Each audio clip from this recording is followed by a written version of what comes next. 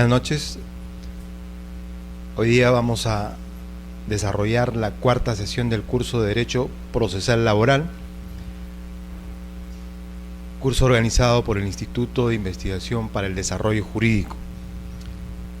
En esta oportunidad vamos a tratar los temas de audiencias, un poco como repasando lo que es la litigación oral relacionada a la audiencia de conciliación y a la audiencia de juzgamiento en los procesos ordinarios y en los procesos abreviados, la audiencia única. Asimismo, vamos a analizar cómo es que se elabora y se dictan las sentencias que dan conclusión a los procesos laborales. Asimismo, los medios impugnatorios que se pueden interponer contra las sentencias y los autos que se dictan durante el proceso y en la conclusión de la misma.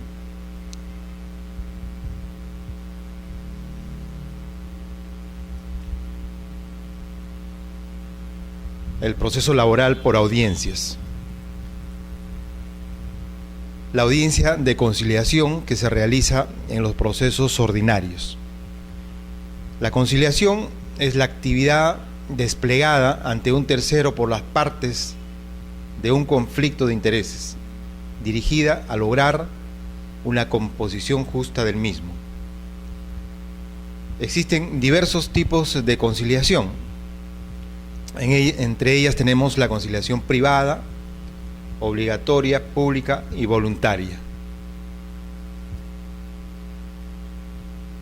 En la conciliación, el punto neurálgico que debemos considerar es el tema sensible relacionado a la imposibilidad jurídica de privarse voluntariamente de una o más ventajas concedidas por el derecho laboral en beneficio propio, es decir, el principio del derecho laboral a la irrenunciabilidad de derechos,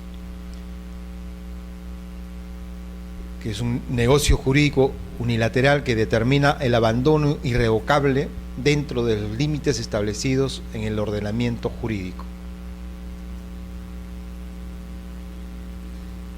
Regulación de la conciliación laboral. La conciliación laboral puede ser una administrativa,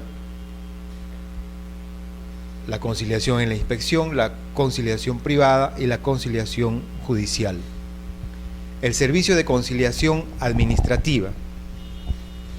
La finalidad de esta conciliación es establecer un mecanismo alternativo de solución de conflictos, facilitar la comunicación entre el empleador y el trabajador. Este tipo de conciliación es obligatorio para la parte demandada, es decir, para el empleador.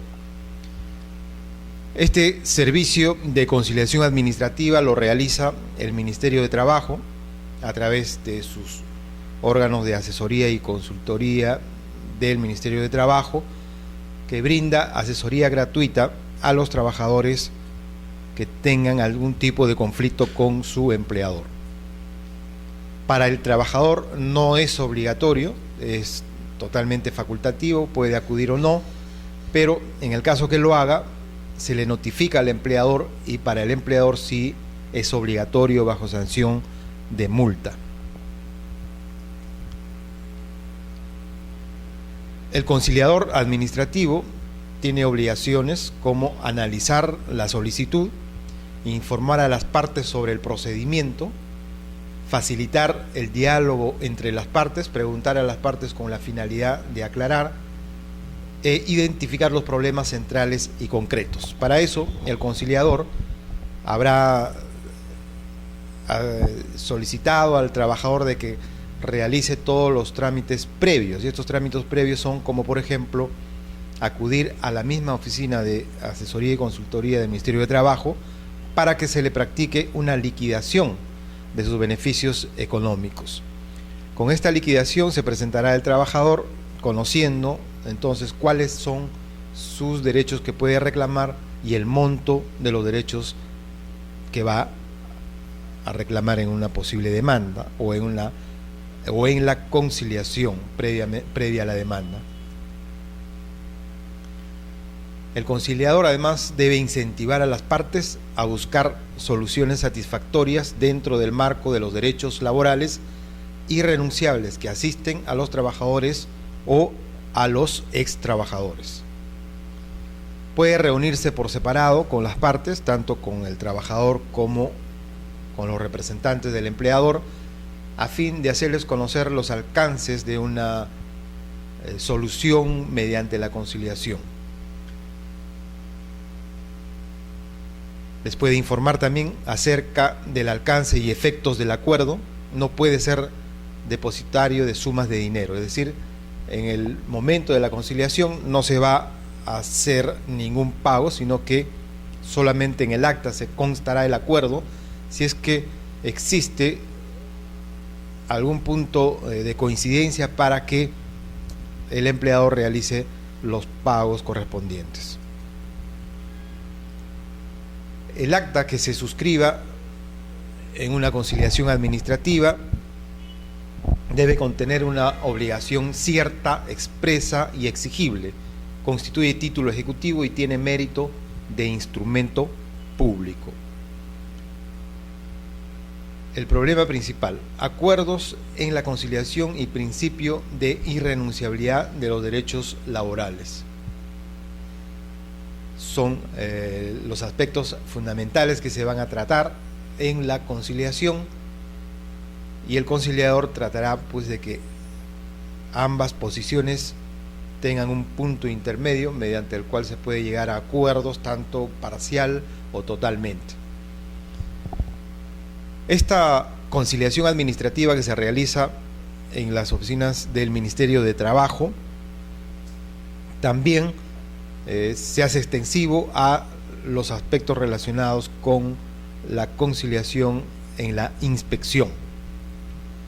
El inspector de trabajo puede conciliar en el caso de inspecciones especiales y solo a solicitud expresa del trabajador y del empleador. De llegarse el acta de acuerdo, es refrendada por la Autoridad Administrativa de Trabajo y constituye también título ejecutivo. Actualmente, la Superintendencia Nacional de Inspecciones lleva a cabo este tipo de conciliaciones entre las partes a fin de arribar a un acuerdo satisfactorio entre el trabajador y el empleador, o entre los trabajadores y el empleador. Debe realizarse inmediatamente después de la audiencia de partes. Solo procede si concilian todas las materias en este caso. El inspector vela que la conciliación no afecte derechos irrenunciables, y la Autoridad Administrativa de Trabajo, cuando refrende el acta, debe observar el cumplimiento del principio de irrenunciabilidad de los derechos laborales, tal como ya lo hemos expresado.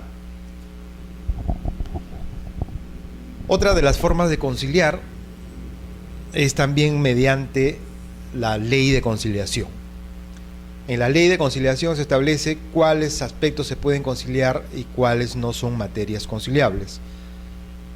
Las materias conciliables en materia laboral se lleva a cabo respetando el principio de irrenunciabilidad de los derechos del trabajador reconocidos en la Constitución Política del Estado y la ley.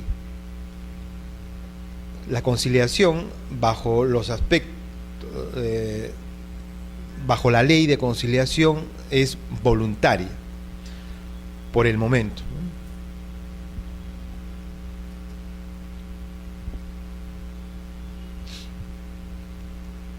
Luego tenemos la audiencia de conciliación judicial, ¿no?, que es el regulado por la nueva ley procesal de trabajo. En ella se establece cómo debe realizarse la audiencia de conciliación en un proceso laboral. Existen diversos supuestos para la realización de la audiencia de conciliación en los procesos ordinarios laborales. En este tipo de procesos ordinarios, el primer supuesto es que las partes asistan a la audiencia, es decir, tanto demandante como demandado asistan a la audiencia. En este supuesto, el juez va a dirigir la audiencia de conciliación y va a invitar, una vez que se acrediten las partes en el proceso, es decir, cada una de las partes señale su nombre, su domicilio, su casilla electrónica, su DNI, su número de registro en el caso de los abogados, y una vez que se proceda a la acreditación de las partes,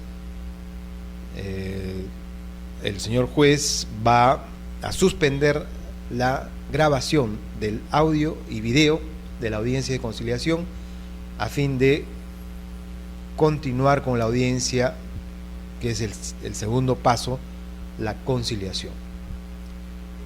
El juez toma parte activa en esta audiencia de conciliación y debe proponer a las partes cuáles son sus pretensiones concretas, y a partir de escuchar esas propuestas podría proponer alguna fórmula de conciliación o simplemente incentivar a las partes para que llegue a un acuerdo conciliatorio, ¿no? Entonces estamos en el supuesto de que una vez convocadas las partes a la audiencia de conciliación, ambas partes asisten a la audiencia.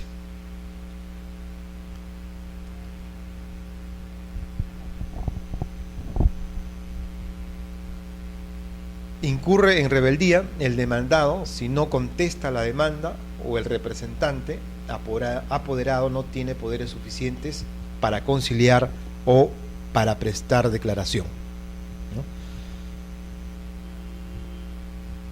En el caso de que no se llegue a un acuerdo conciliatorio, el juez va a reanudar la audiencia, va a solicitar al asistente de que reanude la grabación del audio y video, y en ese momento requerirá al demandado a fin de que presente su escrito de contestación de la demanda.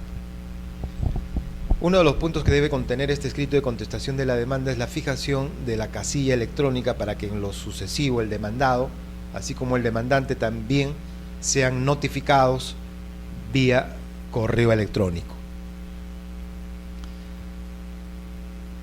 En el acto se va a verificar si el escrito de contestación de la parte demandada contiene los requisitos necesarios de admisibilidad y se corre traslado a la parte demandante a fin de que verifique también si la demanda contiene, sobre todo, todos los anexos que indica en el escrito de contestación de la demanda. En este momento también se puede dar otro caso. Si el demandado no lleva el escrito de contestación de la demanda, inmediatamente el juez declarará la rebeldía del demandado, lo que significa que las pretensiones, los dichos señalados en la demanda van a considerarse como ciertos. El demandado podría, en el tercer caso, el primero es que contesta la demanda y cumple con todos los requisitos necesarios para la admisión de la contestación de la demanda y se corre traslado a la parte demandante. El segundo supuesto es que el demandado asiste pero no contesta la demanda, es decir, no presenta su escrito de contestación de la demanda. El tercer supuesto es que contesta la demanda con los requisitos de admisibilidad de la misma, pero el apoderado o el representante legal no tiene facultades para conciliar. En este supuesto también se declara la rebeldía, porque lo que se quiere con la conciliación es de que se arribe a acuerdos parciales o totales, y si una de las partes no tiene facultades para ello, entonces la audiencia de conciliación no tendría ningún sentido. Entonces la audiencia de conciliación con asistencia de las partes se va a desarrollar de esta manera. En el otro supuesto, en el que el demandado no asista a la audiencia de conciliación pese a que se ha verificado que ha sido correctamente notificado. En este supuesto, se declara la rebeldía del demandado.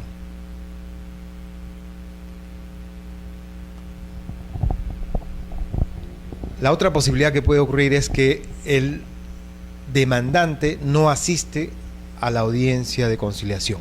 En este caso, el demandado puede presentarse a la audiencia, puede contestar la demanda,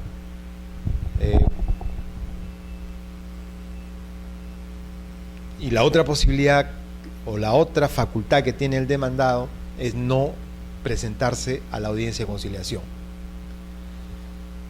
En el caso de que no asista el demandante y el demandado, aún asistiendo, decida no presentarse a la audiencia de conciliación, entonces las partes tienen 30 días para solicitar una nueva fecha. En el caso que en la segunda fecha ninguna de las partes asistan, se declarará concluido el proceso.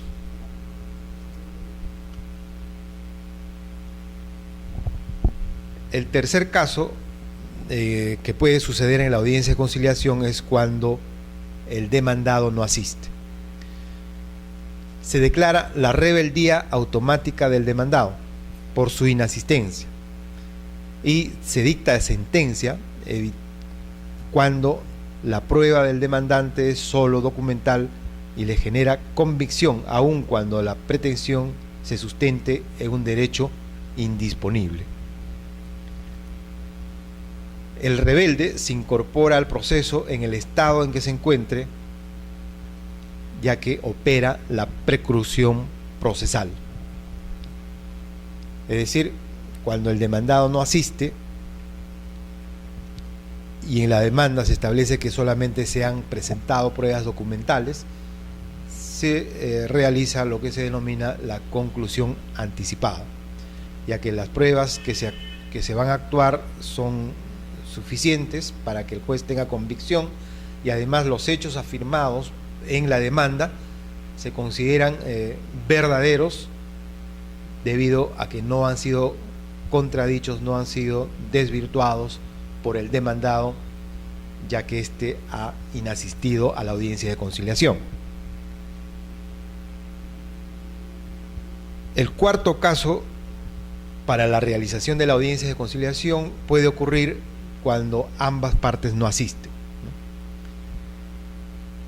En este caso, se concluirá el proceso si dentro de los 30 días naturales siguientes ninguna de las partes hubiera solicitado fecha para una nueva audiencia.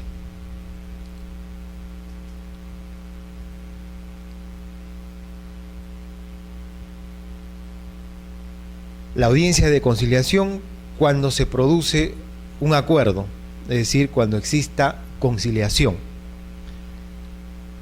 La participación activa del juez a fin de que las partes arriben a un acuerdo conciliatorio se puede prolongar lo necesario, no mayor de un mes. El acta de conciliación va a traer como consecuencia la institución de la cosa juzgada.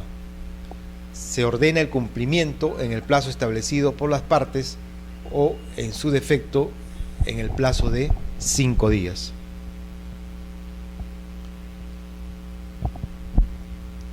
Si las partes se encuentran presentes, se realiza la audiencia de conciliación sin que se haya arribado a ningún acuerdo conciliatorio. En este caso se va a continuar con el desarrollo de la audiencia.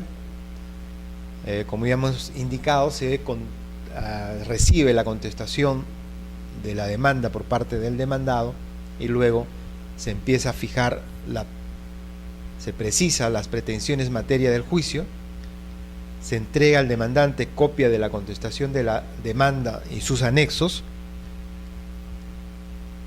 y concluye la audiencia de conciliación fijando la fecha de audiencia para juzgamiento, ¿no? La audiencia de juzgamiento debe realizarse dentro de los 20 a 30 días posteriores a la realización de la audiencia de conciliación. Las partes que hayan asistido estarían notificadas en el acto. Las partes que no hayan asistido deben ser notificados. En el caso del demandado, si no asistió a la audiencia de conciliación, consecuentemente no se conoce su dirección electrónica, por lo tanto se va a notificarle a través de notificación física, mediante cédula de notificación, a fin de que esté enterado de la audiencia de juzgamiento. Una vez notificadas las partes para la audiencia de juzgamiento y llegado el día de la audiencia, se va a proceder a la realización de la audiencia de juzgamiento, que son audiencias dentro del proceso ordinario laboral, es decir, la audiencia de conciliación y la audiencia de juzgamiento se realizan en dos fechas distintas, en dos etapas distintas. En el caso de que ambas partes asistan a la audiencia de juzgamiento, se va a iniciar la audiencia a través de la confrontación de posiciones. Para ello, el juez va a dirigir la audiencia en forma activa y le dará el uso de la palabra al demandante a fin de que realice la confrontación de posiciones, y para lo cual le solicitará que exprese su alegato de apertura.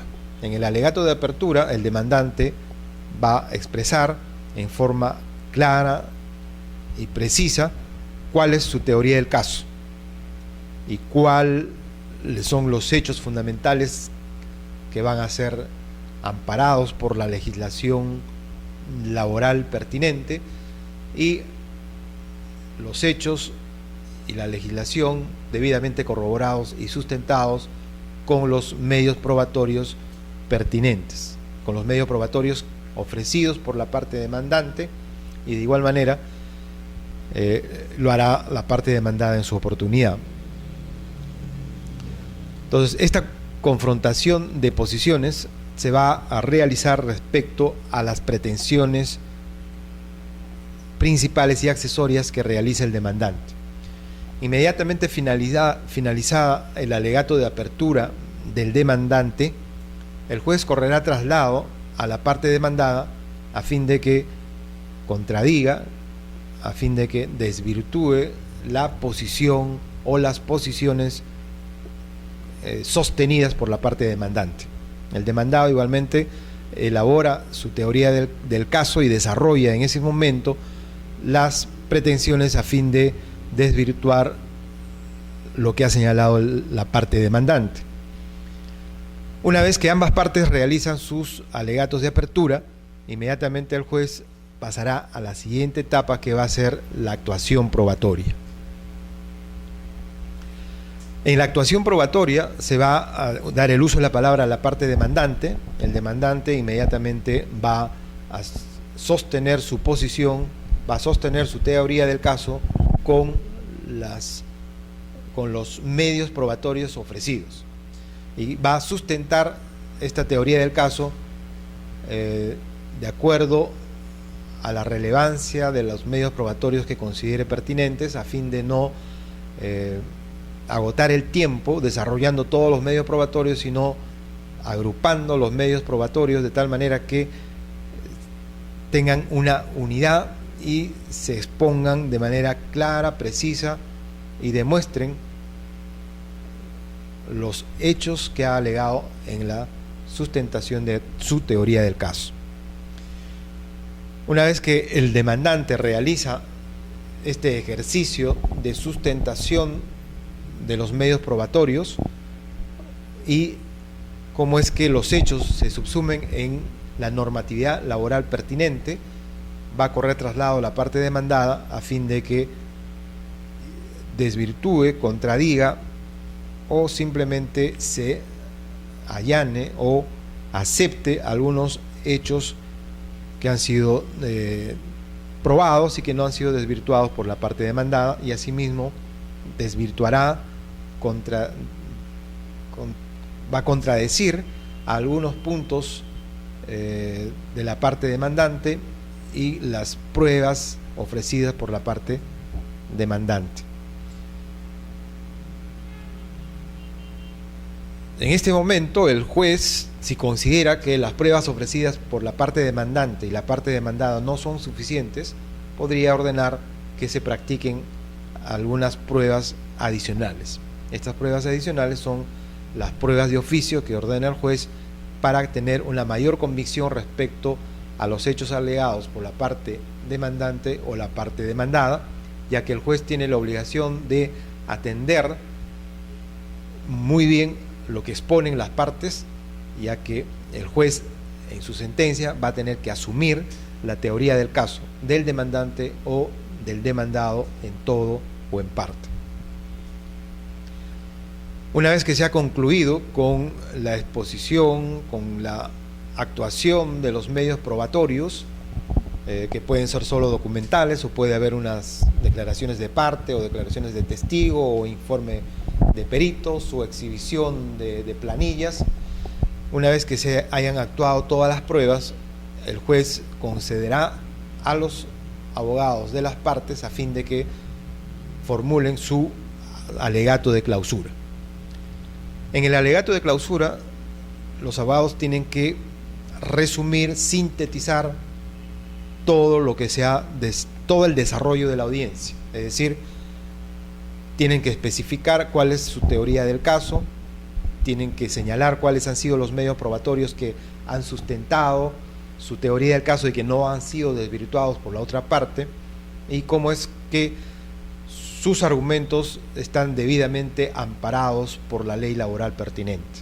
Igualmente, una vez que el demandante realice sus alegatos correspondientes de clausura, correrá traslado a la otra parte a fin de que el demandado también formule sus alegatos de clausura, indicando si pudo o no, demostró o no desvirtuar los argumentos y las pruebas de la parte demandante. En estos alegatos de clausura se va a señalar también, como ya en la parte de la actuación probatoria lo ha señalado el juez, que existen medios de prueba admitidos y no contradichos, por lo tanto son medios de prueba que no necesitan mayor probanza. O los medios, los hechos que la parte demandada no ha desvirtuado, tampoco necesitan de mayor probanza porque se presume que las afirmaciones que realiza la parte demandante son ciertas. Entonces, el desarrollo de la audiencia va a continuar tal como se ha desarrollado desde su inicio, desde la confrontación de posiciones, la actuación probatoria, los alegatos de clausura de ambas partes, y en ese momento el juez va a decidir si expide o no la sentencia. El juez, de acuerdo a la ley procesal laboral, tiene la posibilidad de expedir su fallo en ese momento o posponerlo para un plazo de 60 minutos. Dentro de los 60 minutos posteriores a la conclusión de la audiencia, se reinicia la audiencia y el juez puede señalar el sentido del fallo, si declara fundada la demanda en todo o en parte, o infundada la demanda en todo o en parte, o declara improcedente la demanda.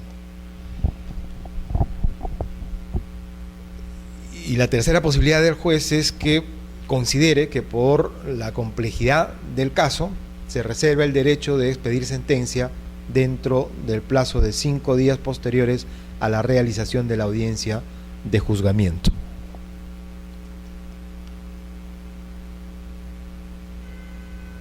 Entonces, repasando, la audiencia de juzgamiento se inicia con la acreditación de las partes o apoderados y sus abogados.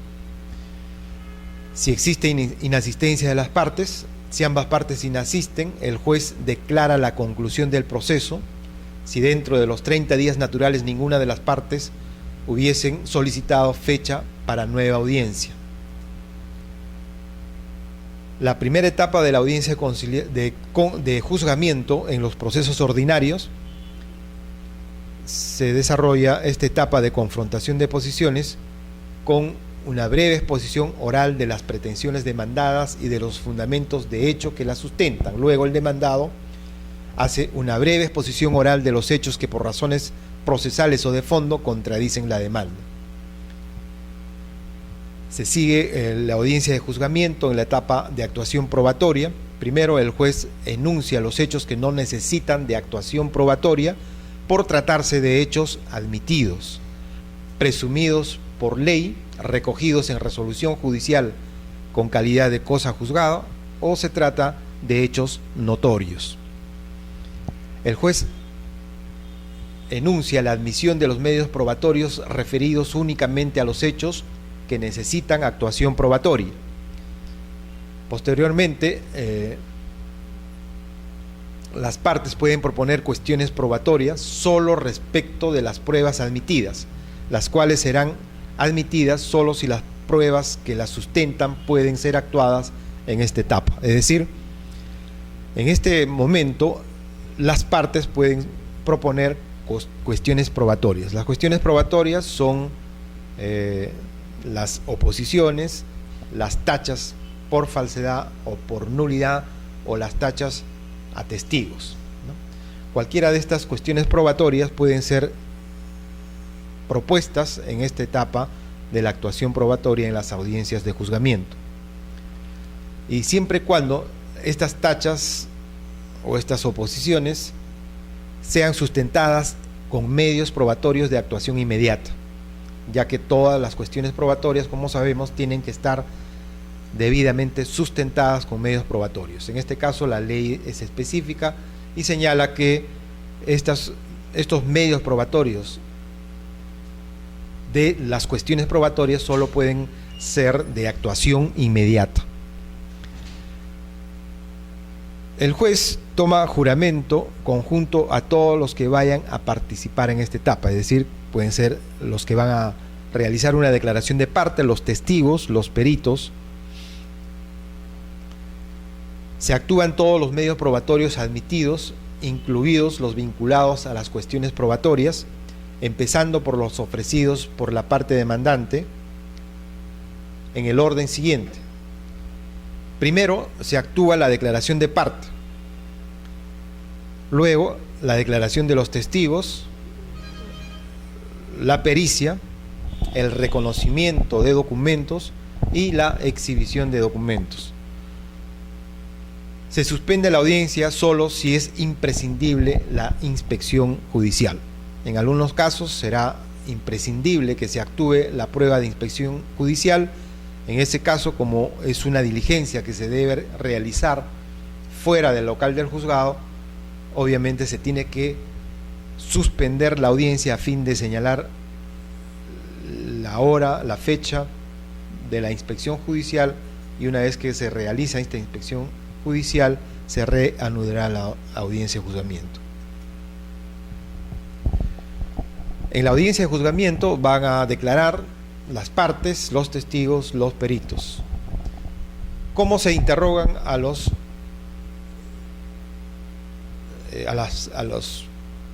partes, a los testigos y a los peritos? El interrogatorio a las partes, testigos, peritos y otros es realizado por el juez de manera libre, concreta y clara, sin seguir ningún ritualismo o fórmula preconstituida. Es decir, no es necesario la presentación, cuando se ofrecen estos medios probatorios, de los pliegos interrogatorios. No se permite leer las respuestas, pero sí consultar documentos de apoyo. La primera prueba que debe actuarse es la declaración de parte. La parte debe declarar personalmente. Las personas jurídicas prestan su declaración a través de cualquiera de sus representantes, quienes tienen el deber de acudir informados sobre los hechos que motivan el proceso. Es decir, deben asistir premunidos de todos los documentos y todos los conocimientos acerca del tema que se está reclamando o que se está discutiendo, a fin de que puedan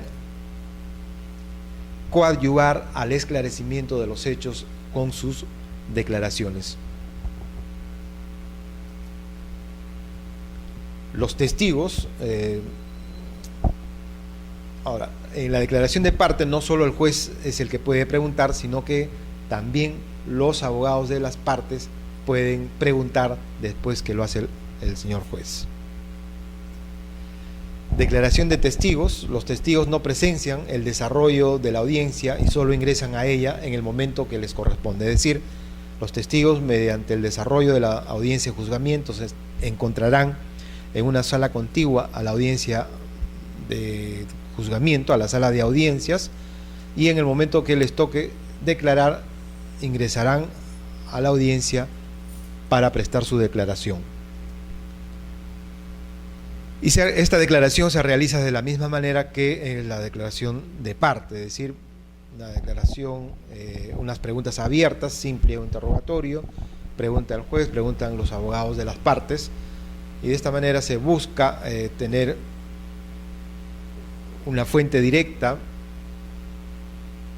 de aquellas personas que hayan sido testigos de algún hecho que podría servir y que son de importancia para el esclarecimiento del caso.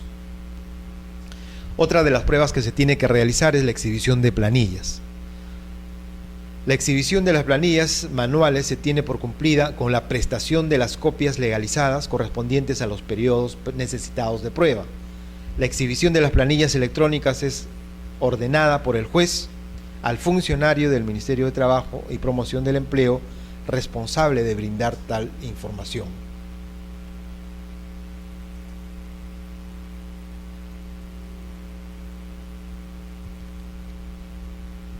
Otra de las pruebas que se actúan o que pueden actuarse son las pericias. Los peritos que son nombrados por el REPEG no presencian, por el REPEG en algunos casos y otros están adscritos a los juzgados laborales. Los peritos no presencian tampoco el desarrollo de la audiencia y solo ingresan a ella en el momento que corresponda efectuar su exposición. Los informes contables practicados por los peritos adscritos a los juzgados de trabajo y juzgados de paz letrados tienen la finalidad de facilitar al órgano jurisdiccional la información necesaria para calcular en la sentencia los montos de los derechos que ampara, por lo que esta pericia no se ofrece ni se actúa como medio probatorio. Es decir, el informe pericial no es un medio probatorio, simplemente es un informe que realizan los peritos a fin de esclarecer los hechos y a fin de contribuir a la convicción que debe tener el juez al momento de sentenciar sobre hechos específicos. La actuación probatoria debe concluir en el día programado. Sin embargo, si la actuación no se hubiese agotado, la audiencia continúa dentro de los 5 días hábiles siguientes. Siguiendo el proceso de juzgamiento, se tiene la parte correspondiente a los alegatos y sentencia. Finalizada la actuación probatoria, los abogados presentarán oralmente sus alegatos. Concluidos los alegatos, el juez en forma inmediata o en un lapso no mayor de 60 minutos hace conocer a las partes el fallo de su sentencia. A su vez señala día y hora dentro de los 5 días hábiles siguientes para la notificación de la sentencia. En el caso que se reserve el fallo dentro de los 5 días siguientes de realizada la audiencia, la ley establece que debe notificarse a las partes en el juzgado. Generalmente o siempre se realiza por mesa de partes. Se firma un acta y se recibe la sentencia correspondiente. Pero si las partes no asisten o una de las partes no asiste, eso no significa que el plazo para interponer los recursos de apelación empiece a correr. Debido a que las partes han sido notificadas en la audiencia de juzgamiento, en el caso que hayan asistido, o serán notificados vía cédula de notificación en el caso de que una de las partes no haya asistido a la audiencia. En ese caso se sabrá qué día va a ser la fecha para la notificación de la sentencia, y desde ese momento va a correr el plazo para interponer el recurso de apelación, haya asistido o no, para recoger la sentencia. En el caso que no asistan las partes o una de las partes a recoger la sentencia, tomará conocimiento a través de la página web donde se señala en la ley que será colgada en la página web del Poder Judicial. De esa manera uno puede tener conocimiento del contenido de la sentencia sin acudir a recibir formalmente la sentencia, y puede elaborar su recurso de apelación si lo crea conveniente.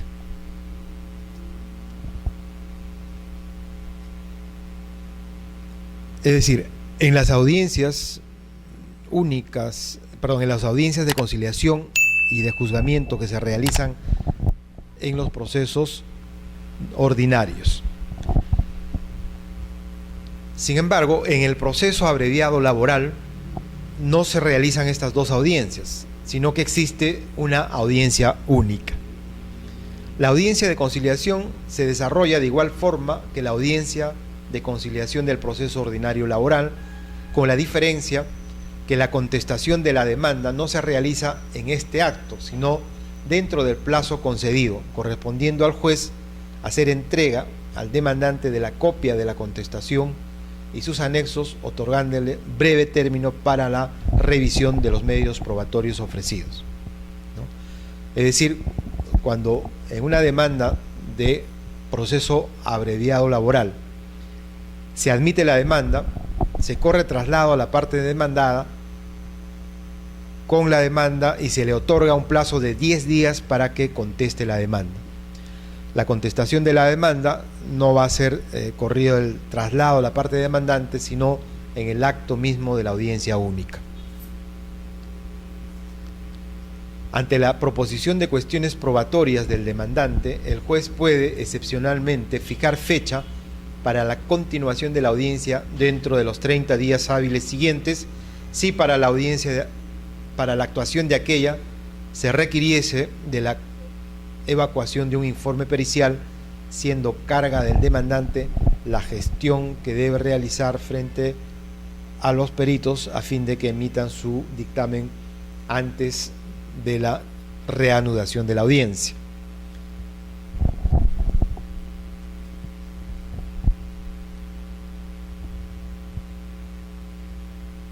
Concluidos los alegatos, el juez dicta el fallo de su sentencia, necesariamente en forma inmediata o en un lapso no mayor de 60 minutos o dentro de los 5 días posteriores a la audiencia única, al igual que en los procesos ordinarios laborales. Es decir, el proceso abreviado en cuanto a al desarrollo de las audiencias se diferencia con el proceso de juzgamiento, en que la audiencia de conciliación y la audiencia de juzgamiento se realizan en un solo acto, en una audiencia única, y la contestación de la demanda debe ser realizada dentro del plazo de 10 días de notificada la demanda. Esas son las principales diferencias. El resto, el desarrollo de las audiencias, tanto conciliatorio como de juzgamiento del proceso ordinario laboral, se sintetizan en el proceso, en la audiencia única, en el proceso ordinario abreviado laboral. Una vez concluidas estas diligencias en las audiencias, en el proceso ordinario laboral como en el proceso abreviado laboral, se expide la sentencia.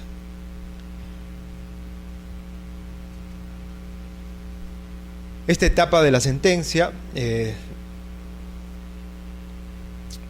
va a dar conclusión al proceso, es decir, va a dar término al proceso laboral, por lo menos en primera instancia, si es que se interpone un recurso de apelación. La sentencia es el acto jurídico procesal mediante el cual el juez declara el derecho poniendo fin al proceso o a un estadio del mismo.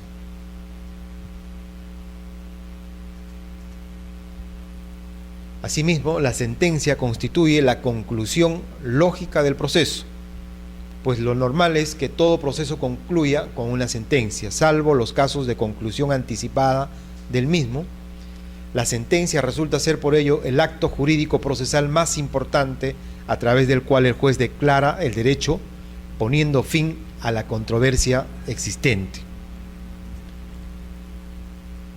Las sentencias se pueden clasificar en sentencias declarativas. Las sentencias declarativas contienen una declaración del juez respecto a una duda que se ha discutido en juicio. Puede ser una sentencia constitutiva cuando establece un nuevo estado de situación jurídica que no existía previamente, o puede ser una sentencia de condena, contienen un mandato frente a una obligación incumplida. Cualquiera de estas formas puede adoptar la sentencia. La sentencia tiene una estructura lógica que todos los magistrados, todos los jueces tienen que respetar, debido a que esta estructura lógica está previamente señalada en la ley. Esta estructura lógica consiste en una parte introductoria, ¿no?, donde se establecen quiénes son las partes, la identificación del proceso, la fecha que se expide la sentencia. Luego la parte expositiva, donde se desarrolla las pretensiones en forma resumida de la parte demandante, así como de la parte demandada, y todas las actuaciones que se han realizado dentro de las audiencias de conciliación y las audiencias de juzgamiento, o en la audiencia única respecto a la actividad probatoria.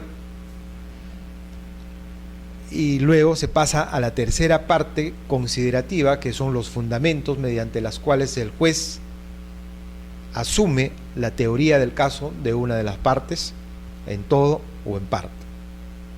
Es decir, el juez en los considerandos va a señalar de qué manera llega a una conclusión, es decir, va a exponer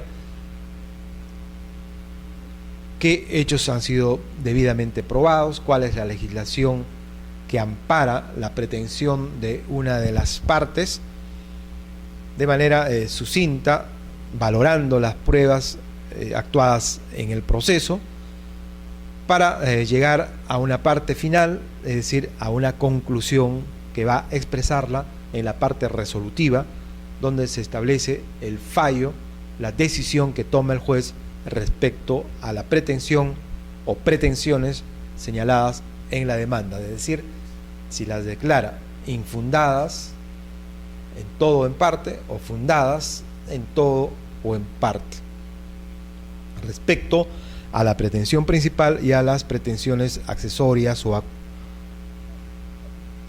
que hayan sido planteadas en la demanda. Hay que recordar que en el proceso laboral, por expresa decisión o por expreso mandato de la Ley Procesal del Trabajo, no existe reconvención.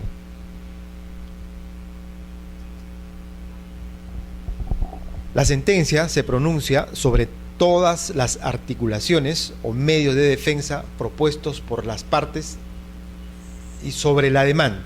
Es decir, en la sentencia se va a pronunciar el juez sobre las cuestiones probatorias si han sido planteadas, sobre los medios de defensa como las excepciones si han sido planteadas. En caso que la declare fundada total o parcialmente, indicando los derechos reconocidos, así como las prestaciones que debe cumplir el demandado. Si la prestación ordenada es de dar suma de dinero, la misma debe estar indicada en monto líquido. En el proceso laboral, y sobre todo en esta nueva Ley Procesal de Trabajo, se establece la facultad ultra petita del juez. Es decir, se presenta cuando el juez otorga más de lo pedido por el actor. El juez puede disponer el pago de sumas mayores a las demandadas si aparece error en el cálculo de los derechos demandados o error en la invocación de las normas aplicables. ¿Cómo funciona esta facultad ultra petita? Pongamos un ejemplo.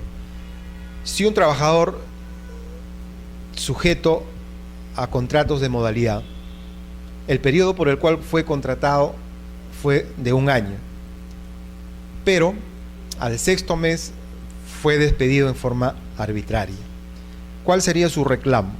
Su reclamo, aparte de los beneficios económicos que le corresponden por CTS y otros, va a ser indemnizado por el despido arbitrario. ¿Cómo se calcula esta indemnización?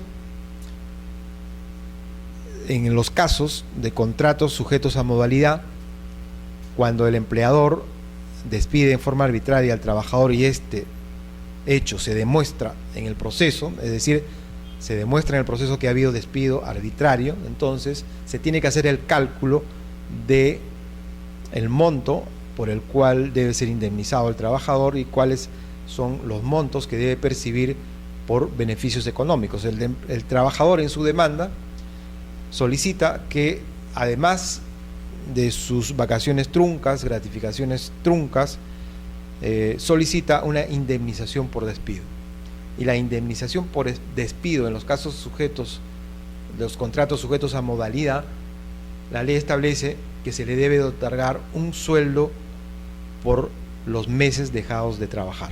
Es decir, el trabajador pide que se le indemnice por 6 sueldos.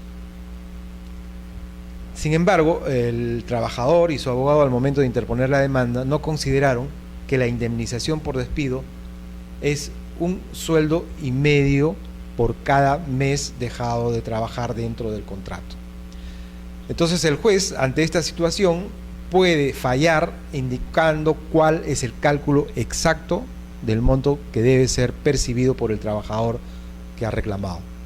Aun cuando el trabajador reclama una suma menor, el juez le puede otorgar una suma mayor debido a que la legislación lo indica así, no por motu propio, sino porque las leyes laborales lo señalan de esa manera. Y consecuentemente está utilizando esta facultad ultra petita.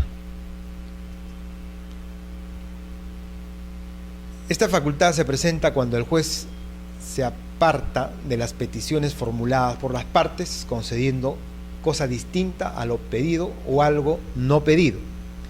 El pago de los intereses legales y la condena en costas y costos no requieren ser demandados. Su cuantía o monto de liquidación es de expreso pronunciamiento en la sentencia.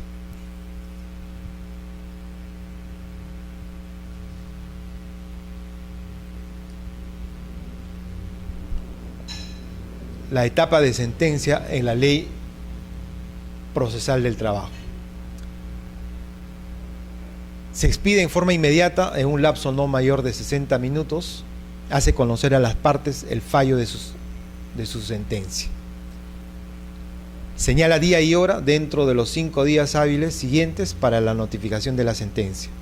Excepcionalmente, por la complejidad del caso, puede diferir el fallo de su sentencia dentro de los 5 días hábiles posteriores, lo que constará en acta. La notificación de la sentencia debe producirse en el día y hora indicado bajo responsabilidad.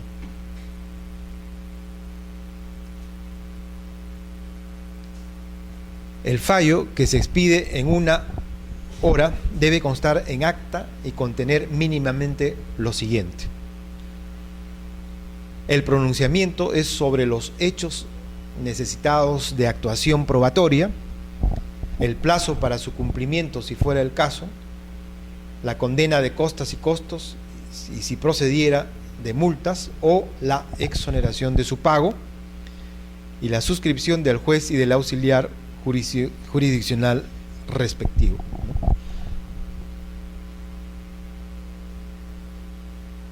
Entonces, el fallo que se expide en forma inmediata o dentro de los 60 minutos posteriores a la conclusión de la audiencia de juzgamiento en los procesos ordinarios o la audiencia única en los procesos abreviados laborales, debe contener el sentido del fallo.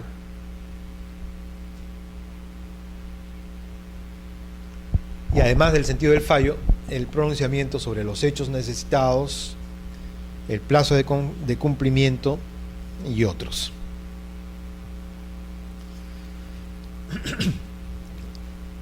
Frente a la conclusión del proceso mediante la expedición de una sentencia, las partes tienen la posibilidad de interponer medios impugnatorios.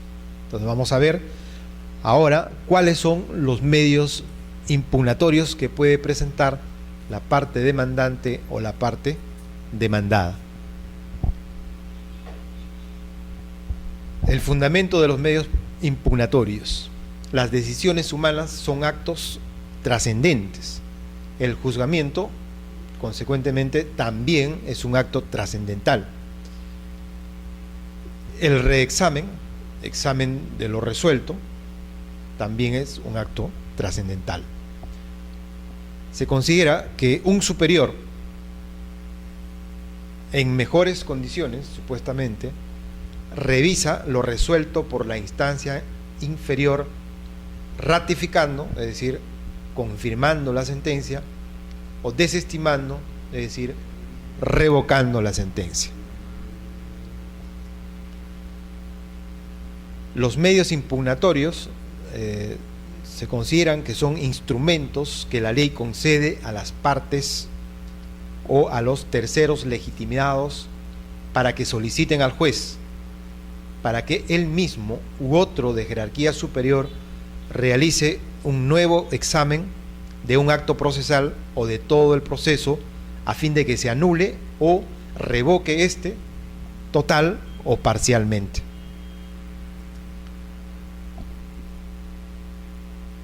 Básicamente existen dos clases de medios impugnatorios, que son los denominados remedios y los llamados recursos. ¿Cuáles son los remedios? Que pueden ser interpuestas por partes o terceros legitimados. Se solicita mediante estos el reexamen. Todo proceso, acto procesal, se reexamina, salvo aquellos contenidos en resoluciones, ¿no? Mediante la interposición de remedios, lo que se solicita es el reexamen de actos procesales. En cambio, los recursos, que pueden ser interpuestas por las partes o por terceros legitimados, lo que solicitan es el reexamen de los actos procesales, pero que estén contenidos en resoluciones, ¿no? Este reexamen puede ser total o parcial.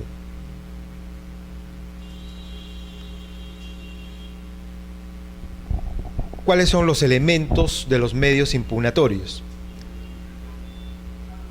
Primero, que debe realizarse a pedido de parte o de terceros legitimados. Segundo, se solicita el reexamen de actos contenidos en resoluciones judiciales. Se puede recurrir, es decir, se puede apelar o interponer cualquier otro medio a fin de cuestionar total o parcialmente una resolución expedida por el juez. Se interpone a instancia de parte agraviada, es decir, se interpone un recurso o un medio impugnatorio cuando se considera que una resolución o un acto procesal afecta o agravia a una de las partes. La resolución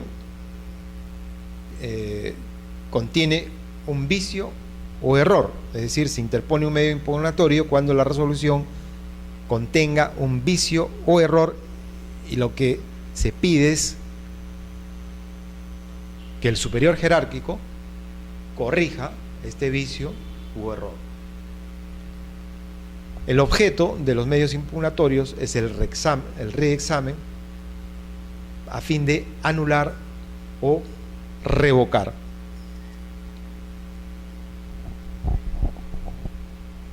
Los medios impugnatorios pueden clasificarse de acuerdo a su función en medios impugnatorios propios y en medios impugnatorios impropios. Los medios impugnatorios propios resuelve el órgano jurisdiccional superior al que expidió la resolución impugnada. Los medios de impugnatorios propios pueden a su vez ser positivos y negativos. El medio impugnatorio propio positivo es cuando el juez superior está facultado a declarar la ineficacia del contenido de la resolución impugnada y declara el derecho que corresponde. En el caso de los medios impugnatorios propios negativos, el juez superior está facultado a dejar sin efecto la resolución impugnada, anula o revoca y ordena al inferior jerárquico que expida nueva resolución. Imponer al juez inferior cómo resolver. El juez inferior puede ratificarse en lo resuelto primigeniamente. Los medios impugnatorios impropios resuelve el mismo órgano jurisdiccional que expidió la resolución impugnada.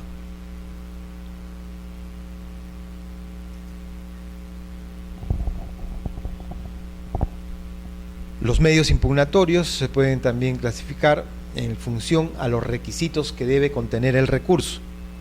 Los recursos son, en esta clasificación, ordinarios y extraordinarios. Los recursos ordinarios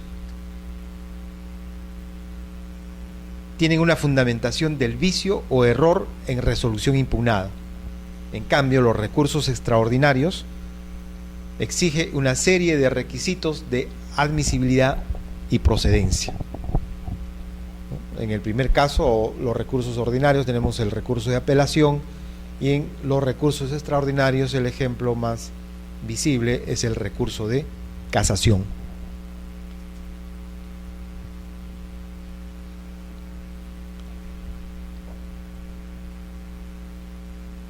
Una vez que se interpone un recurso de apelación, ¿cómo es el trámite en segunda instancia?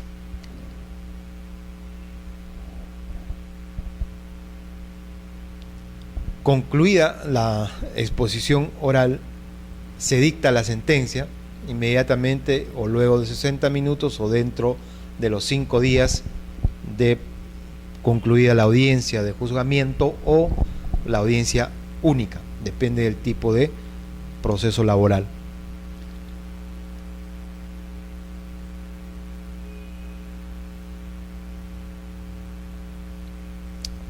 Después de notificada la sentencia, dentro de los 5 días hábiles siguientes a la audiencia de vista,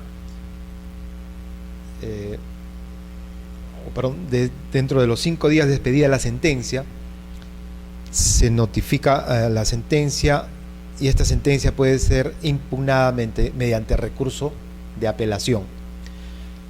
El recurso de apelación se interpone ante el mismo juez que expidió el fallo y inmediatamente va a ser remitido a la sala laboral correspondiente. Una vez que llega a la sala inmediatamente tiene que señalar la fecha de la vista de la causa. En la vista de la causa, los abogados de las partes pueden realizar un informe oral sobre el recurso de apelación que se ha interpuesto. Es decir, el informe oral tiene que centrarse en el recurso de apelación, si es que ha interpuesto la parte demandante o la parte demandada, y no sobre lo ya desarrollado en primera instancia, sino que tiene que desvirtuarse, en el caso del apelante, las razones por las cuales el juez declaró fundada o infundada la demanda, y la otra parte se encargará de analizar y desvirtuar los considerandos y las razones por las cuales el juez llegó a la conclusión para declarar fundada o infundada la demanda.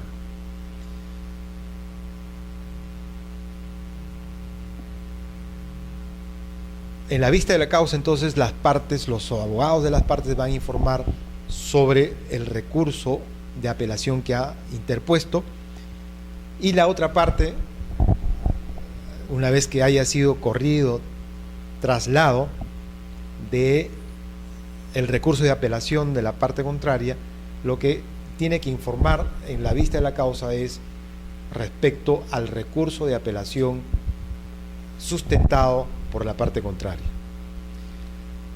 Y la sala laboral va a basar su examen, su reexamen de la sentencia, no respecto a lo que ya se desarrolló en las audiencias de juzgamiento y de conciliación, en los procesos ordinarios laborales o en las audiencias únicas en los procesos abreviados, sino que las salas laborales o los jueces, cuando hagan sus veces de segunda instancia, se van a pronunciar no sobre el expediente, no sobre el proceso en sí, sino sobre la actuación de las partes durante el proceso en primera instancia. Este cambio de concepto sustancial respecto al pronunciamiento sobre la sentencia que tienen las salas laborales cuando hacen de segunda instancia, o los jueces especializados laborales cuando acuden como segunda instancia, o la sala constitucional y social de la Corte Suprema cuando acude como segunda instancia, es la novedad también que trae la nueva ley procesal de trabajo. Es decir, las salas, jueces, cuando actúan como segunda instancia, no se van a pronunciar respecto al expediente en sí, sino se van a pronunciar respecto a la actuación de las partes que han tenido las partes durante el proceso en primera instancia. Y de esa forma van a tener una convicción mejor y mayor respecto al esclarecimiento de los hechos, a los hechos o aspectos cuestionados con el recurso de apelación.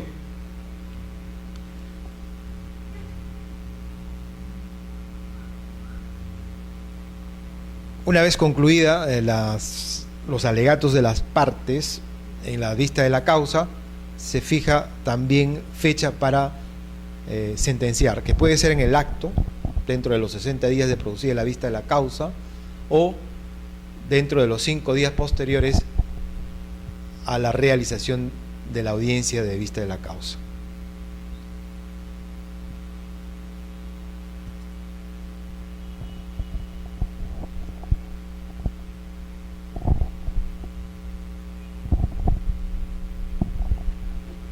¿Cómo es que opera el recurso de apelación en el proceso ordinario laboral? Una vez realizada la audiencia de juzgamiento, se dicta sentencia. Se notifica dentro de los 5 días y el plazo para interponer el recurso de apelación es también de 5 días desde que ha sido notificada la sentencia o desde la fecha señalada para la notificación de la sentencia en el caso de que una o ambas partes no asistan a recoger la sentencia que será entregada a través de la mesa de partes del juzgado que ha tenido a su cargo el caso.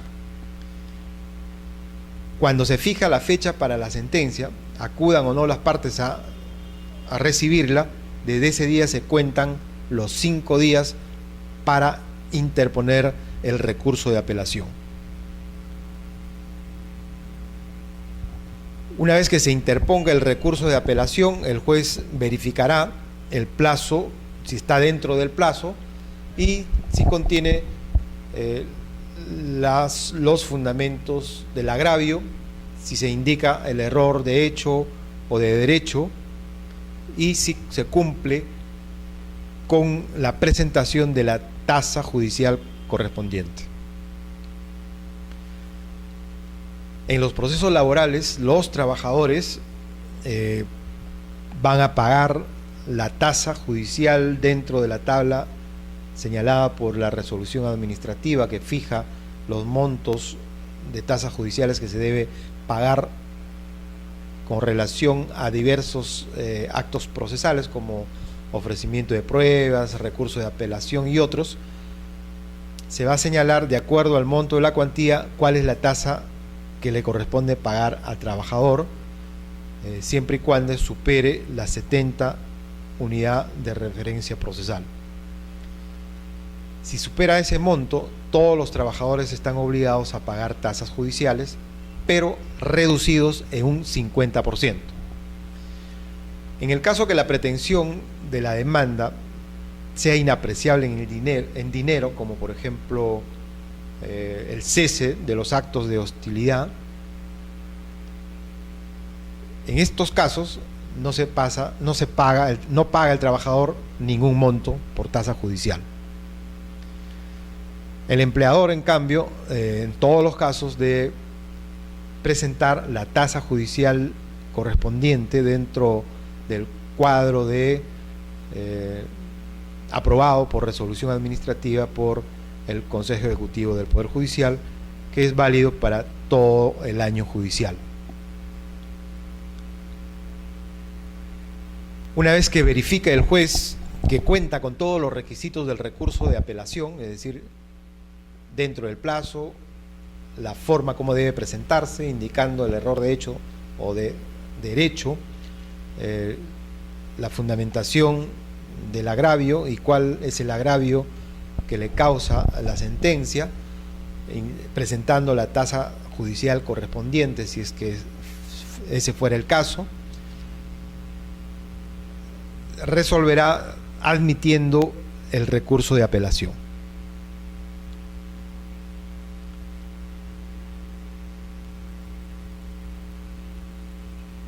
Dentro del plazo de 5 días posteriores a la admisión del recurso de apelación, se tiene que remitir el expediente a la sala laboral. La sala laboral, una vez que recibe el expediente, inmediatamente dentro del plazo de 20 a 30 días posteriores a recibida el expediente del juzgado de origen, va a señalar fecha para la vista de la causa.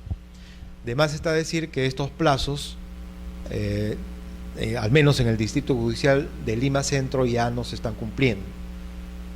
El plazo de 20 a 30 días para señalar la fecha de la vista de la causa se está posponiendo en promedio de 6, 7 meses posteriores al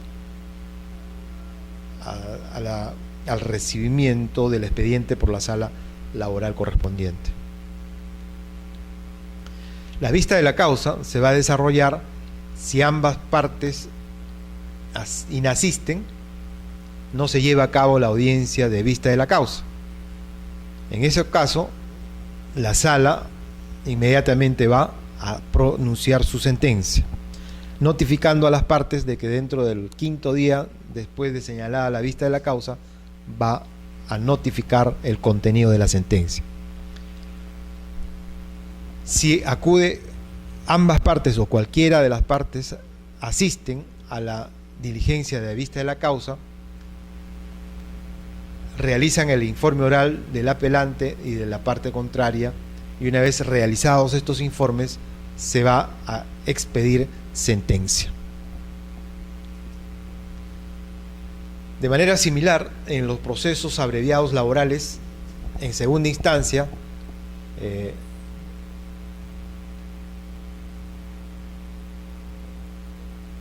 la sentencia va a tener el mismo camino que en los procesos ordinarios laborales hasta que se expida la sentencia.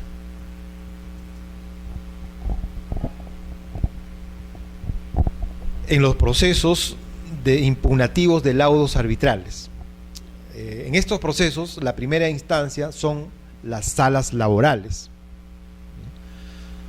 Una vez que se interpone la demanda, se puede declarar inadmisible y dentro del plazo de 5 días puede ser subsanado, o podría declararse la improcedencia de la misma. En el caso de que se admita la demanda, se realiza el emplazamiento del demandado para que conteste la demanda, dentro del plazo de 10 días. También se notifica a los árbitros para que expongan lo que crean conveniente en la audiencia.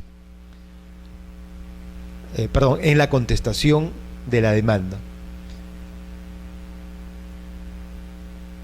Una vez que se contesta la demanda, la sala laboral fija fecha para audiencia de alegatos y sentencia.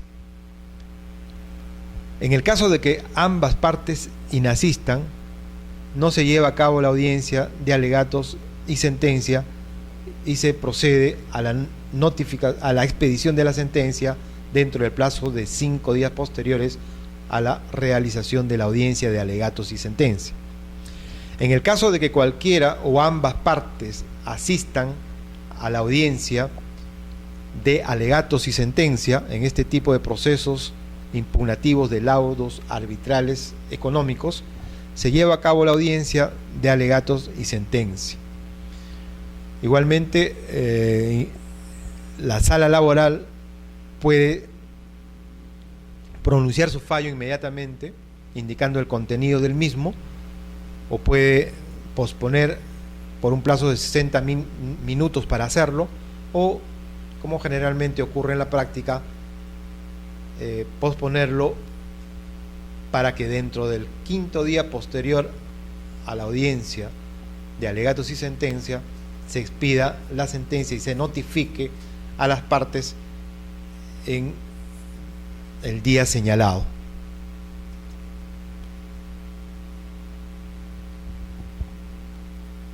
Una vez que se notifica la sentencia en este tipo de procesos, se puede interponer el recurso de apelación, igualmente dentro del 5.º día de notificada la sentencia. Se remite el expediente a segunda instancia dentro de los 5 días posteriores de admitida el recurso de apelación, es decir, después de expedida el concesorio de apelación, y el expediente se remite a la sala de la Corte Suprema. La Sala Constitucional y Social de la Corte Suprema va a fijar fecha para vista de la causa dentro del plazo de 20 a 30 días posteriores de recibida el expediente, hecho que tampoco se está cumpliendo. Si ambas partes inasisten, no se lleva a cabo la audiencia de vista de causa. En caso que concurra una o ambas partes, la audiencia de vista de causa se realiza con los informes orales del apelante y de la parte contraria. Y se expide el fallo también dentro del 5.º día después de la vista de la causa.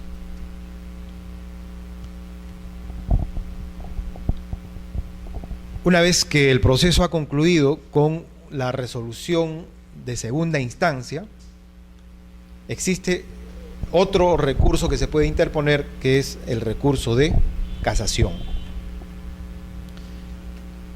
El recurso de casación se puede interponer una vez emitida la sentencia dentro del plazo de 10 días. Se interpone el recurso de casación, se verifica si tiene los requisitos necesarios y se expide la resolución concediendo la casación. Inmediatamente se remite a la Corte Suprema en el plazo de 5 días. La Corte Suprema fija fecha para vista de la causa, también dentro del plazo de 20 a 30 días de recibir el expediente.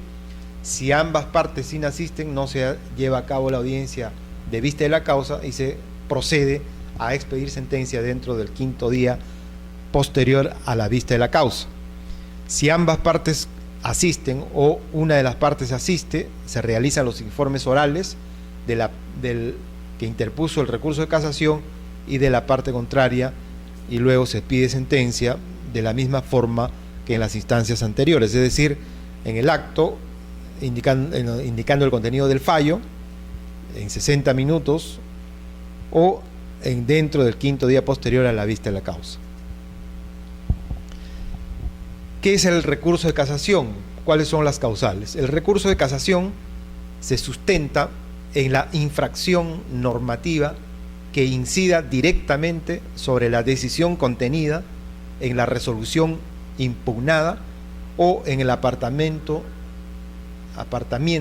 de los precedentes vinculantes dictados por el Tribunal Constitucional o por la Corte Suprema de Justicia.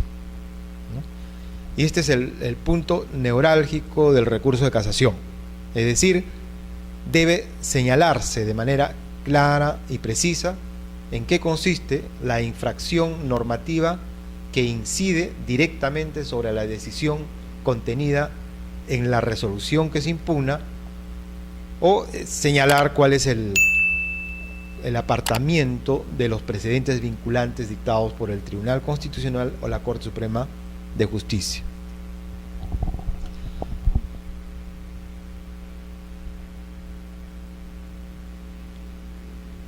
El recurso de casación se interpone cumpliendo con los requisitos de admisibilidad.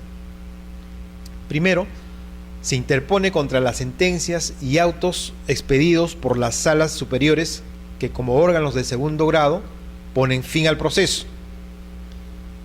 El monto debe superar las 100 unidades de referencia procesal. Se interpone ante el órgano jurisdiccional que emitió la resolución impugnada y dentro del plazo de 10 días contados desde el día siguiente de notificada la resolución que se impugna, y adjuntando el recibo de la tasa respectiva. De igual modo, igual que en el recurso de apelación, se establece que la tasa correspondiente a un recurso de casación está dentro de la tabla de montos que se pagan por tasas judiciales aprobada por resolución administrativa, pero precisando que los recursos de casación presentados contra las resoluciones y sentencias que ponen fin al proceso, cuando son inapreciables en dinero, el trabajador no debe pagar tasa alguna. Igualmente, si la pretensión del trabajador no es solamente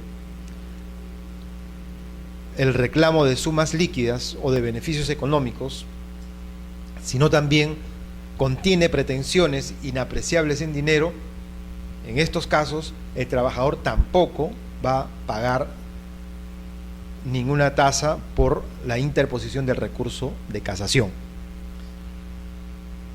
Si el trabajador supera el monto de las 100 URP en su pretensión o en la sentencia señalada por segunda instancia, el monto supera ese monto, entonces puede interponer un recurso de casación, y al superar ese monto de 100 URP, si la pretensión es solamente de beneficios económicos, es decir, si está reclamando sumas líquidas, entonces debe pagar la tasa correspondiente, rebajado en un 50%.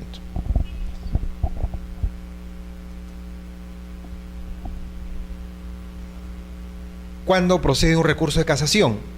Son requisitos de procedencia del recurso de casación.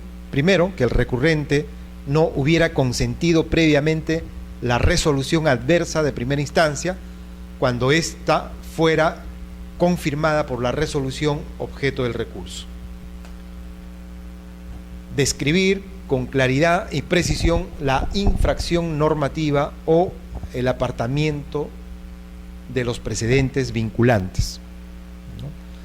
Entonces, la mayor dificultad de muchos abogados y es este segundo requisito de procedencia del recurso de apelación, es decir, describir con claridad y precisión la infracción normativa o el apartamiento de los precedentes vinculantes, ya que se tiene que demostrar la incidencia directa de la infracción sobre la decisión impugnada, ¿no? Demostrar la incidencia directa de la infracción sobre la decisión impugnada. Este es el punto central del recurso de casación y todos debemos tener bastante cuidado en fundamentar el recurso de casación tomando en cuenta este punto. Indicar si el pedido casatorio es anulatorio o revocatorio. En el caso de que se pida que fuese anulatorio, se precisará si es total o parcial, y si es este último, se indicará hasta dónde debe alcanzar la nulidad. Si fuera revocatorio, se precisará en qué debe consistir la actuación de la sala. Si el recurso contuviera ambos pedidos, deberá entenderse el anulatorio como principal y el revocatorio como subordinado.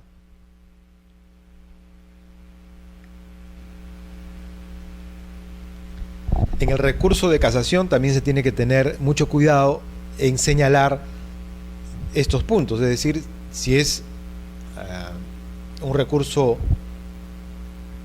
o un pedido casatorio anulatorio o revocatorio, o si el pedido es anulatorio y revocatorio. ¿Cuál va a ser el trámite del recurso de casación?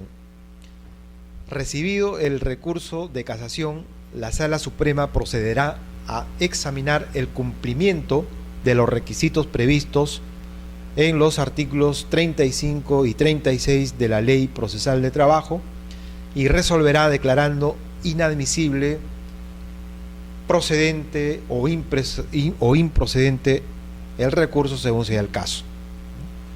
Declarará inadmisible cuando le falta algún requisito, como por ejemplo podría ser la presentación de la tasa judicial correspondiente. Declarará inadmisible y le otorgará un plazo de 3 días a fin de que subsane este requisito de admisibilidad. Declarará improcedente el recurso de casación cuando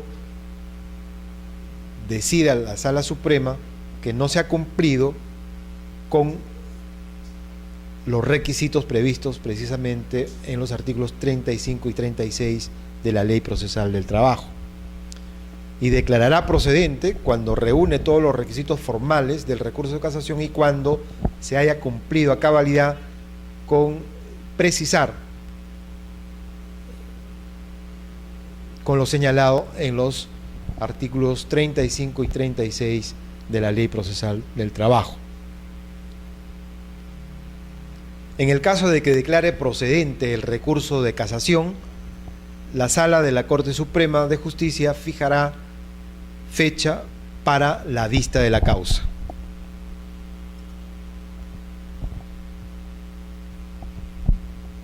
El recurso de casación, vista de la causa. Si no se hubiesen solicitado informe oral o habiéndolo hecho no concurren a la vista de la causa, la Sala Suprema, sin necesidad de citación, notifica la sentencia al 5º día hábil siguiente en su despacho. Al igual que en primera, segunda instancia, las sentencias que se expiden con el nuevo proceso laboral enmarcada dentro de la Ley Procesal del Trabajo vigente desde hace 4 años en el país, se deben expedir las sentencias de manera inmediata. Y esto tiene un fundamento. El fundamento es que no las posiciones que hayan expuesto las partes no se diluyan en el tiempo, las pruebas que se hayan presentado en el proceso no sean olvidadas por el paso del tiempo, sino que el juzgador, teniendo, digamos, el recuerdo fresco de lo actuado en las audiencias y de lo escuchado en los informes orales y en lo reexaminado en las sentencias impugnadas, etcétera, resuelva de manera casi inmediata, a fin de no dilatar más el proceso y a fin de resolver teniendo una idea fresca, una idea casi inmediata de lo que ocurrió durante el proceso, y de esa manera pueda emitir un juicio más aproximado a la verdad real.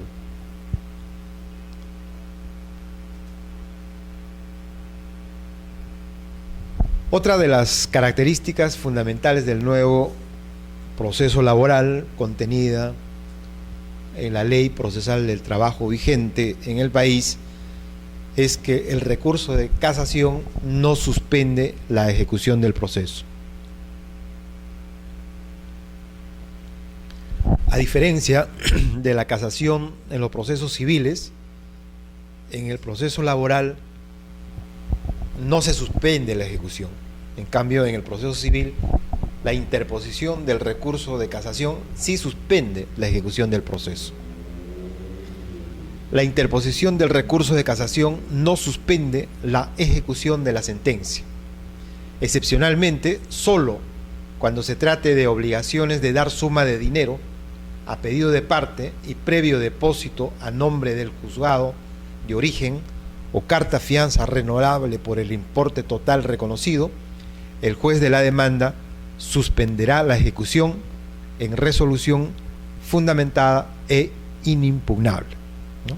Es decir, solo en los procesos en que la sentencia ordena el pago de una suma líquida se puede suspender, pero de manera excepcional, es decir, exigiendo el pago del mismo, del cual será retenido en el juzgado mientras se pronuncie la Corte Suprema resolviendo el recurso de casación, o presentando una carta fianza de ejecución inmediata e irrevocable en caso que el recurso de casación sea declarado procedente o infundada.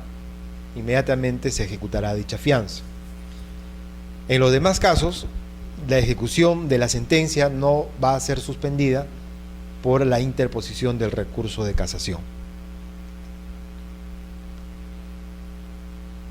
Cuando un recurso de casación se declara fundado, si la Sala Suprema declara fundado el recurso, casa la resolución recurrida y resuelve el conflicto sin devolver el proceso a instancia inferior. Es decir, cuando se casa la resolución recurrida y resuelve el conflicto, ya no es necesario la devolución del proceso a la instancia inferior, ya el caso está resuelto. El pronunciamiento se limita al ámbito del derecho conculcado, no abarca, si los hubiera, los aspectos de cuantía económica, los cuales deben ser liquidados por el juzgado de origen. En estos casos, cuando se reconoce un derecho, pero no se establece el monto de los mismos, entonces la Corte Suprema no realiza este cálculo, sino que devuelve al juzgado a fin de que en ejecución de sentencia se establezca el monto fijo que debe ser pagado al trabajador. Para ello, indudablemente, el juez de ejecución va a recurrir al auxilio de los peritos a fin de determinar la liquidación exacta que debe ser requerido a la parte demandada. En caso que la infracción normativa estuviera referida a algún elemento de la tutela jurisdiccional o el debido proceso, la Sala Suprema dispone la nulidad de la misma y en ese caso ordena que la Sala Laboral emita nuevo fallo o declara nulo todo lo actuado hasta la etapa en que la infracción se cometió.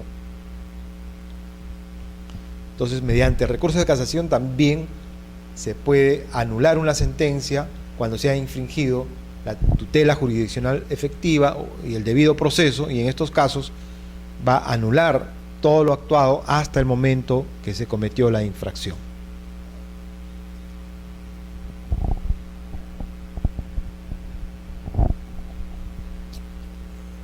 La nueva ley procesal del trabajo también se refiere a los precedentes vinculantes.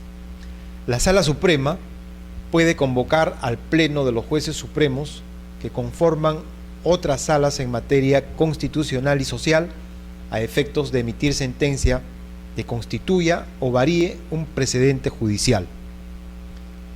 La decisión que se tome en mayoría absoluta de los asistentes al pleno casatorio constituye precedente judicial y vincula a los órganos jurisdiccionales de la República hasta que sea modificado por otro precedente. Los abogados en estos plenos casatorios podrán solicitar y podrán informar oralmente en la vista de la causa ante el pleno casatorio. Bien, entonces en esta cuarta y última sesión hemos terminado dando un repaso de todo el proceso laboral. El proceso laboral vigente se encuentra en una etapa de desarrollo. Todavía los 4 años que viene llevándose a cabo la práctica de la nueva ley procesal de trabajo, y en algunos distritos aún no ha entrado en vigencia. Sin embargo, desde que se inició el 15 de julio del 2010 en Tacna hasta el ingreso en Lima Centro en noviembre del 2012, se ha podido constatar que es una ley procesal muy dinámica, muy conveniente para los justiciables, y de esta manera se ha venido a agilizar tremendamente los procesos laborales, ¿no? Por un lado, esa es la parte positiva. Sin embargo, estamos viendo en la práctica que los plazos señalados en la ley procesal de trabajo no se están cumpliendo debido a la excesiva carga procesal que vienen afrontando los jueces laborales y las salas laborales, ya que estos se han constituido en forma insuficiente. Los procesos laborales con la ley anterior, la 26636, llamados procesos juzgados laborales en liquidación o de liquidación o transitorios, no están cumpliendo debidamente con su labor, ya que si estos juzgados empezaran a cumplir con su labor y descargaran toda la carga procesal que tienen, se estaría desactivando estos juzgados para incorporarlos a la nueva ley procesal de trabajo.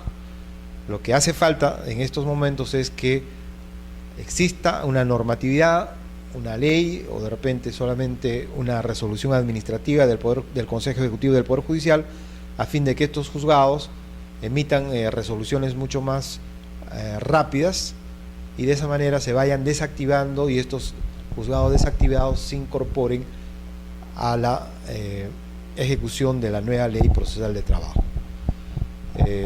Agradezco la invitación de INDEJUR a participar en este conversatorio, en esta exposición respecto a la ley procesal del trabajo. Espero que les haya servido para esclarecer algunos puntos, y será conmigo hasta otra oportunidad. Muchas gracias.